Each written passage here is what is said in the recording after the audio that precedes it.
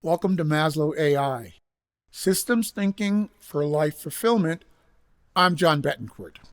For 25 years, I worked as an aerospace systems engineer. When a plane had problems, we didn't guess. We systematically diagnosed each subsystem until we found the root cause. When you do that kind of work long enough, especially with teams scattered around the world, you start asking questions, psychological questions. What motivates people? What breaks their focus? How come some teams are successful and some are not? And how do you engineer trust and energy within a team? That curiosity brought me to study psychology. In college, I'll admit, I spent approximately 2 minutes on Maslow's hierarchy of needs in Psych 101. I didn't take it seriously. But years later, I looked again. And this time, I saw something different. Maslow was building a framework, an integrated system for understanding human needs. And that concept of an integrated system, that was something as an engineer I could relate to. Recently, a friend of mine, Eloise, an artist, said something that stuck with me. She said, quote, "The framework feels too self-centered, especially in a time of such national selfishness." And she's right to worry. And that brings me to tell you about Larry. Someone who proved that Eloise was absolutely right. Larry is a psychologist, a PhD. He works as the marketing director at a very, very large software company. And we have been working together on a project for months. Deep conversations about psychology, systems thinking, how to help his team optimize performance. I thought we were building something meaningful, something that would be useful. And then one day, right in the middle of one of our conversations, Larry stood up and he says, "I gotta go. I'm going to self-actualize." I thought I misheard him. Go self-actualize? That was 2 years ago. I haven't heard from Larry since. Now here's what makes this interesting. Before he disappeared, Larry had told me something. He said proudly, and I quote, "I spend 90% of my time self-actualizing." I remember thinking, that sounds strange. And here's what I've realized in the years since. Larry didn't abandon me to go pursue growth. He abandoned me because he fundamentally misunderstood how meeting his Maslow needs and self-actualizing actually works. He thought Maslow's hierarchy was a permission to be selfish, self-centered, and self-involved. It isn't. Let me show you what I mean. Larry embodied what I call the 3 S's. Self-centered. Larry was completely self-centered. Everything revolved around him. Every conversation eventually became, how does this serve Larry? How does it serve his journey? How does it serve him? He viewed himself as the center of the universe. And everyone else, including me, existed to support his self-actualization project. Number 2, self-involved. Larry was so trapped in his own inner world that he could not care less about what other people were thinking or feeling. Self-centered says, the world revolves around me. Self-involved says, my feelings are all that matter and justify everything I do. When Larry said, "I gotta go and self-actualize," he wasn't being rude in his own mind. He was being authentic. And the third S, Larry was selfish. This is when everything becomes about personal gain. You prioritize yourself over everybody else. You don't really care about other people. It's all about you. Larry took months of my time, my expertise, my emotional involvement on our project.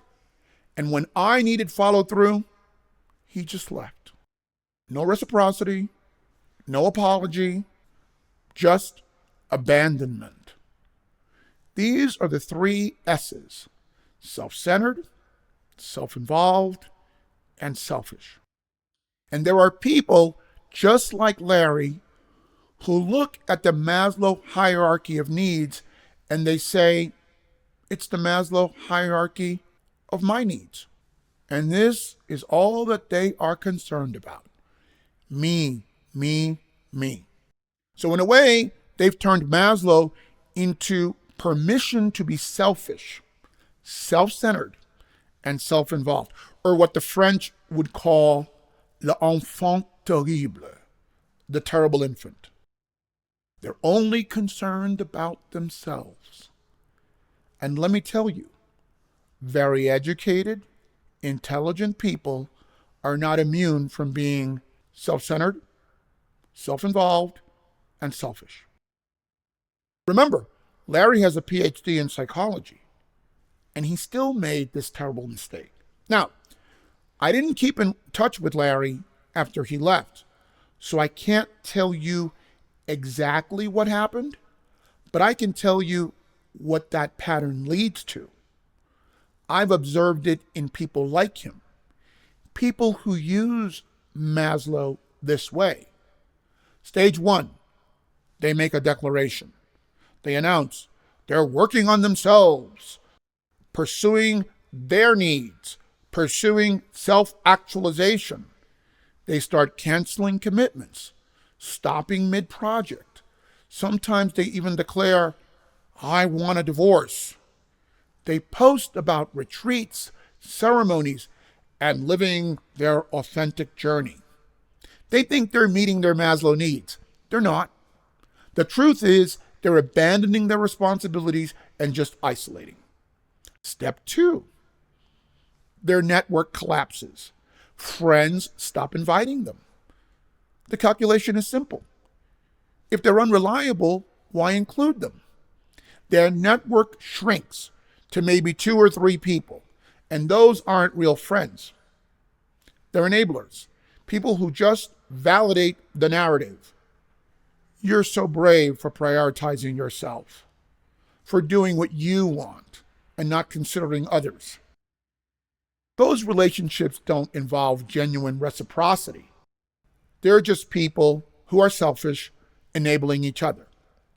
Stage 3, reputation damage. Your professional reputation starts to suffer. People start saying, they're brilliant, but you can't count on them. They're not reliable. Self-respect begins to waver.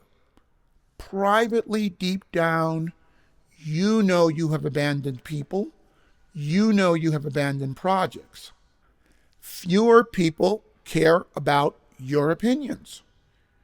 Fewer people ask for your input. They know you're all about you. And finally, in stage 4, here is the self-actualization problem. And it's what's fascinating. They end up unable to self-actualize at all. Real self-actualization requires meaningful work that serves others, deep relationships built on mutual trust, contributing to something larger than yourself, and getting honest feedback from people who care about you. People like Larry think they're climbing the hierarchy. Actually, their world is getting smaller and smaller and smaller.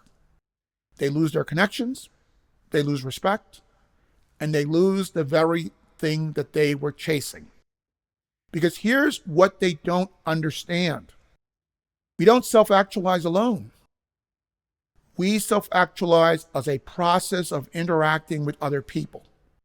It is not something that you do in a corner by yourself in the dark. Now, before you think I'm only picking on people like Larry, let me warn you about the opposite extreme. I know someone, let's call her Kristen.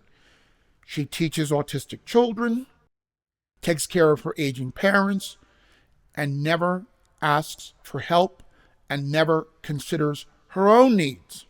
The opposite of Larry. She'll work a 12-hour shift, spend 3 hours on the phone with her mother, and collapse into bed at midnight feeling guilty she didn't do more. And here's what happens to people like Kristen. Step 1, foundation erosion, chronic sleep deprivation, stress hormones elevated constantly, no time for exercise or proper meals. Her mental clarity decreases, and she declares, I feel like everyone else's doormat. Stage 2, connection damage. She's physically present, but emotionally absent. She doesn't have any energy. Her students feel she's here, but not really here. Friends drift away. She never has time. She's always checking her phone or messaging someone. Relationships become temporary and transactional. She's always racing from one thing to another. People wonder, is she actually focused on her work or even on the people she's speaking with? Which leads to the third stage, identity collapse. Kristen declares, I'm failing at everything.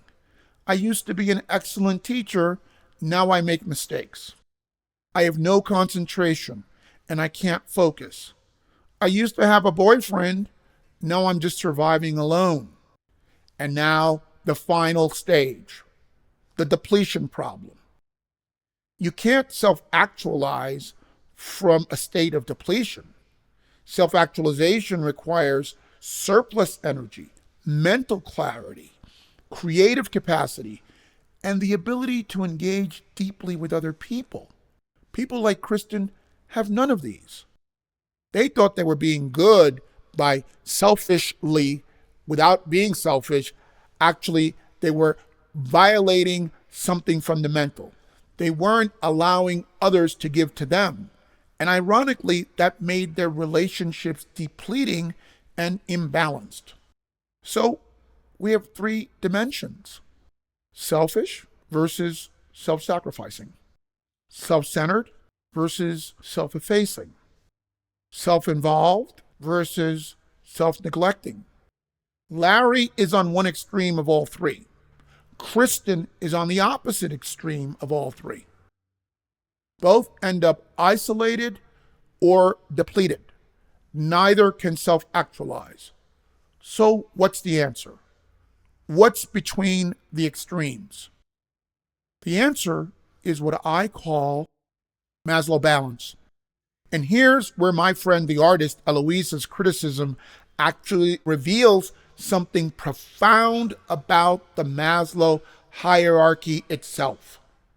She said, and I quote, Maslow feels too self-centered. And she's right, if you read it the way Larry did. But here's what's fascinating.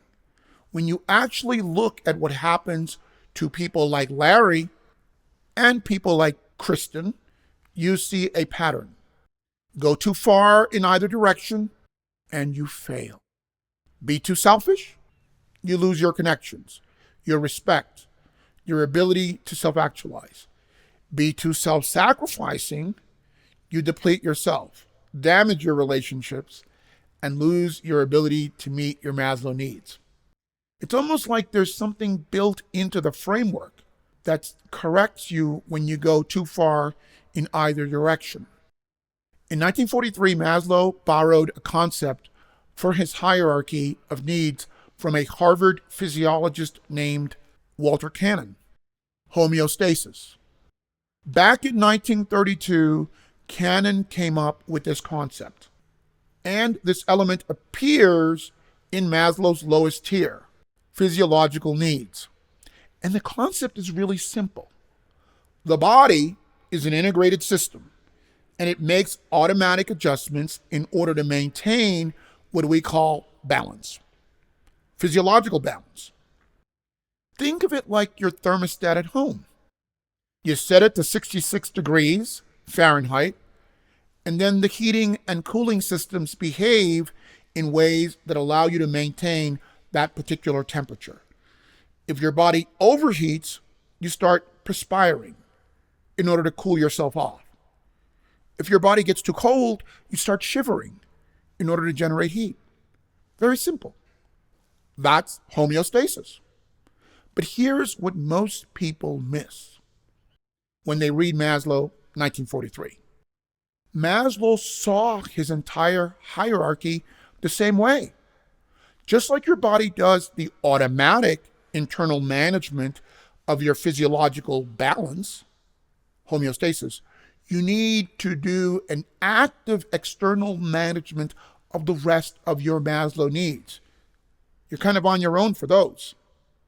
The Maslow hierarchy is a self-regulating system, and homeostasis, one of the components in the physiological tier, is a metaphor for the entire hierarchy of needs. And that's why Larry failed and why Kristen is failing. They violated the balance, and the system corrected them. If today's conversation helped you see where you might be drifting out of Maslow balance, or if you know someone like Larry, or if you're becoming one, or if you are a Christian who needs permission to address your own needs, share this episode with someone who might benefit from it. And don't forget to subscribe and tap the notification bell so we can let you know when new episodes have dropped. And leave a comment. I read every single one of them, and it helps me decide what to focus on next. Tell me, are you a Larry or a Kristen? And what's one step you'll take this week towards your own Maslow balance? Remember, balanced isn't a state you find, it's a system you manage. And people like Larry find out the hard way. You cannot self-actualize alone. Again, I'm John Betancourt, and thank you for watching Maslow AI, Systems Thinking for Life Fulfillment.